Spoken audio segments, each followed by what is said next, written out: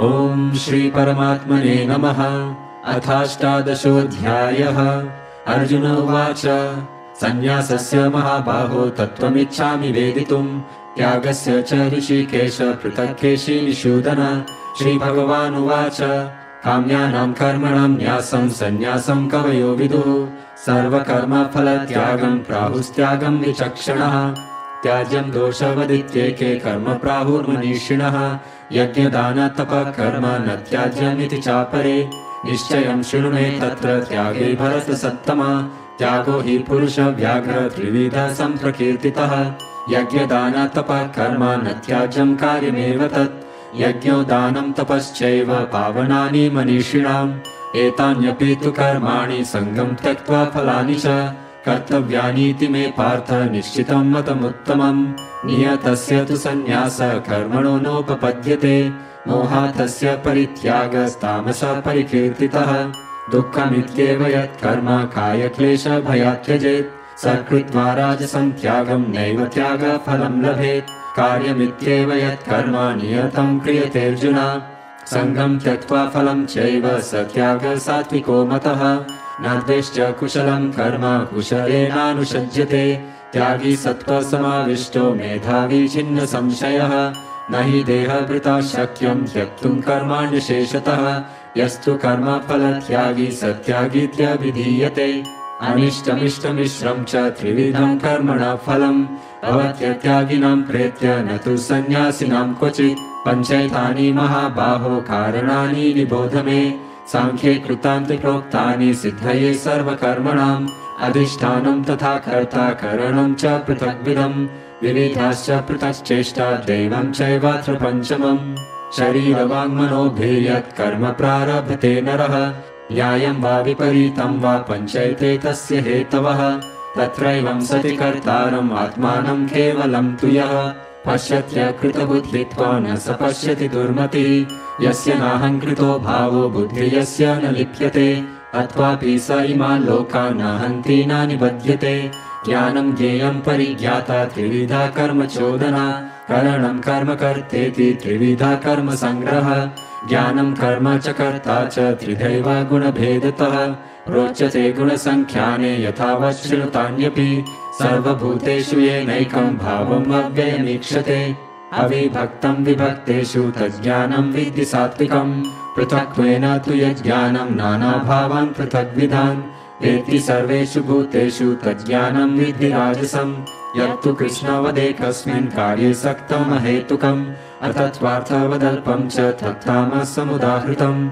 नियतं सङ्गरहितम् अरागद्वेषतः कृतम् अफलप्रेप्सुना कर्म यत्तत् सात्विकमुच्यते। यत्तु कामेप्सुना कर्म साहङ्कारेण वा पुनः क्रियते बहुलायासं तद्राजसमुदाहृतम्। अनुबन्धं क्षयं हिंसाम् अनवेक्ष्य च पौरुषम् मोहादारभ्यते कर्म यत्तत् तामसमुच्यते। मुक्तसङ्गो नाहं वादी धृत्युत्साहः समन्वितः सिद्ध्यो निर्विकार कर्ता सात्विक उच्यते। रागी कर्मफलप्रेप्सुर्लुब्धो हिंसात्मको शुचिः हर्षशोकान्वितः कर्ता राजसः परिकीर्तितः। अयुक्तप्राकृतस्तब्धः शठो नैष्कृतिकोलसः विषादी दीर्घसूत्री च कर्ता तामस उच्यते। बुद्धिर्भेदं हृतश्चैव गुणस्तस्त्रिविधं शृणु प्रोच्यमानमशेषेण पृथक्त्वेन धनञ्जय। प्रवृत्तिं च निवृत्तिं च कार्याकार्ये भयाभये बन्धं मोक्षं च या वेत्ति बुद्धिः सा पार्थ सात्विकी। यया धर्ममधर्मं च कार्यं चाकार्यमेव च अयथावत् प्रजानाति बुद्धिः सा पार्थ राजसी। अधर्मं धर्ममिति या मन्यते तमसावृता सर्वार्थान् विपरीतांश्च बुद्धिः सा पार्थ तामसी। हृद्या यया धार्यते मनः प्राणेन्द्रियक्रियाः योगेन व्यभिचारिण्या धृतिः सा पार्थ सात्विकी। यया तु धर्मकामार्थान् धृत्या धारयते अर्जुन प्रसङ्गेन फलाकाङ्क्षी धृतिः सा पार्थ राजसी। यया स्वप्नं भयं शोकं विषादं मदमेव च न विमुञ्चति दुर्मेधा धृतिः सा पार्थ तामसी। सुखं त्रिदानीं त्रिविधं शृणु मे भरतर्षभ अभ्यासाद् रमते यत्र दुःखान्तं च निगच्छति यत्तदग्रे विषमिव परिणामे मृतोपमम् तत्सुखं सात्विकं प्रोक्तम् आत्मबुद्धि प्रसादजम्। विषयेन्द्रियसंयोगाद् यत्तदग्रे मृतोपमम् परिणामे विषमिव तत्सुखं राजसंस्मृतम् यदग्रे चानुबन्धे च सुखं मोहनमात्मनः निद्रालस्य प्रमादोत्तम तत्तामसमुदाहृतम् न तदस्ति पृथिव्यां वा दिवि देवेषु वा पुनः सत्त्वं प्रकृतिजयमुक्तं यदेभिः स्यात् त्रिभिर्गुणैः ब्राह्मणक्षत्रियविषां शूद्राणां च परन्तप कर्माणि प्रविभक्तानि स्वभावप्रभवैर्गुणैः शमोदमस्तपः शौचं शान्तिराजवमेव च ज्ञानं विज्ञानमास्तिक्यं ब्रह्मकर्म स्वभावजम् शौर्यं तेजोधृतिर्दाक्ष्यं युद्धे चाप्यपलायनम् दानमीश्वरभावश्च क्षात्रं कर्म स्वभावजम् कृषि गौरक्ष्यवाणिज्यं वैश्यकर्म स्वभावजम् परिचर्यात्मकं कर्म शूद्रस्यापि स्वभावजम् स्वे स्वे कर्मण्यभिरतः संसिद्धिं लभते नरः स्वकर्मनिरतः सिद्धिं यथा विन्दति तच्छृणु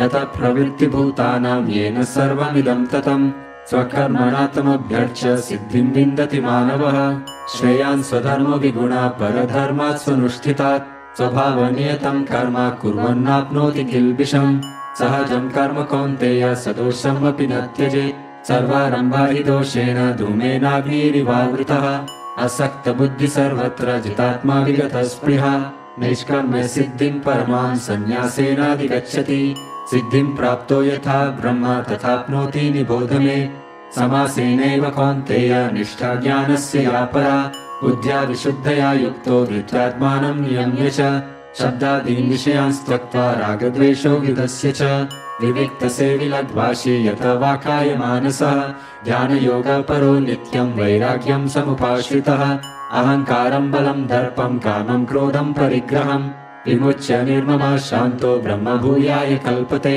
ब्रह्मभूतः प्रसन्नात्मा न शोचति न काङ्क्षति समः सर्वेषु भूतेषु मद्भक्तिं लभते पराम् भक्त्या मामभिजानाति यावान्यश्चास्मि तत्त्वतः ततो मां तत्त्वतो ज्ञात्वा विशते तदनन्तरम् सर्वकर्माण्यपि सदा कुर्वाणो मद्विभाश्रयः मत्प्रसादादवाप्नोति शाश्वतं पदमव्ययम् चेतसा सर्वकर्माणि मयि सन्न्यस्य मत्परः बुद्धियोगमुपाश्रित्य मच्चित्तः सततं भव मच्चित्तः सर्वदुर्गाणि मत्प्रसादात् करिष्यसि अथ चेत्त्वमहङ्कारान् न शोष्यसि विनङ्क्ष्यसि यदाहङ्कारमाश्रित्य न योत्स्य इति मन्यसे नित्यैष व्यवसायस्ते प्रकृतिस्त्वं नियोक्ष्यति स्वभावजेन कौन्तेय निबद्धः स्वेन कर्मणा कर्तुं नेच्छसि यन्मोहात् करिष्यस्य वशोऽपि तत् ईश्वरः सर्वभूतानां हृद्येशेऽर्जुन तिष्ठति भ्रामयन् सर्वभूतानि यन्त्रारूढानि मायया तमेव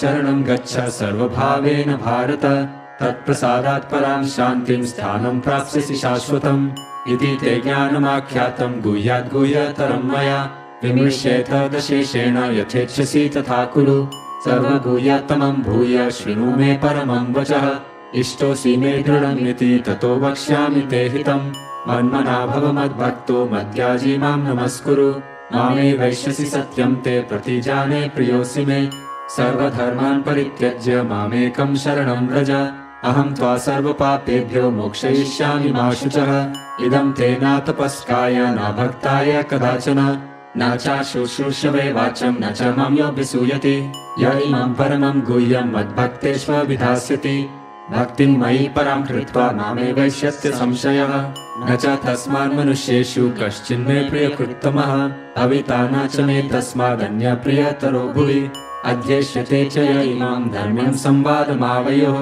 ज्ञानयज्ञेन तेनाहम् इष्टस्यामिति मे मतिः श्रद्धावाननसूयश्च शृणुयादपि यो नरः सोऽपि मुक्तः शुभालोकान् प्राप्नुयात् पुण्यकर्मणाम् कच्चिदेतच्छ्रुतं पार्थ त्वय्यैकाग्रेण चेतसा कच्चिदज्ञानसम्मोहः प्रनष्टस्ते धनञ्जय अर्जुन उवाच नष्टो मोहः स्मृतिर्लब्धा त्वत्प्रसादान्मयाच्युत स्थितोऽस्मि गतसन्देहः करिष्ये वचनं तव सञ्जय उवाच इत्यहं वासुदेवस्य पार्थस्य च महात्मनः संवादमिममश्रौषमद्भुतं रोमहर्षणम् व्यासप्रसादात् श्रुतवान् एतद्गुह्यमहं परम् योगं योगेश्वरात् कृष्णात् साक्षात् कथयता स्वयं राजन् संस्मृत्य संवादमिममद्भुतम् केशवार्जुनयोः पुण्यं हृष्यामि च मुहुर्मुहुः तच्च संस्मृत्य संस्मृत्य रूपमत्यद्भुतं हरेः विस्मयो मे महान् राजन् हृष्यामि च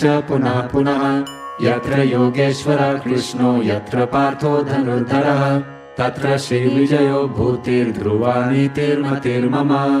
ॐ तत्सदिति श्रीमद्भगवद्गीतासु उपनिषत्सु ब्रह्मविद्यायां योगशास्त्रे श्रीकृष्णार्जुनसंवादे मोक्षसंन्यासयोगो नाम 18 अध्यायः। हरिः ओम्।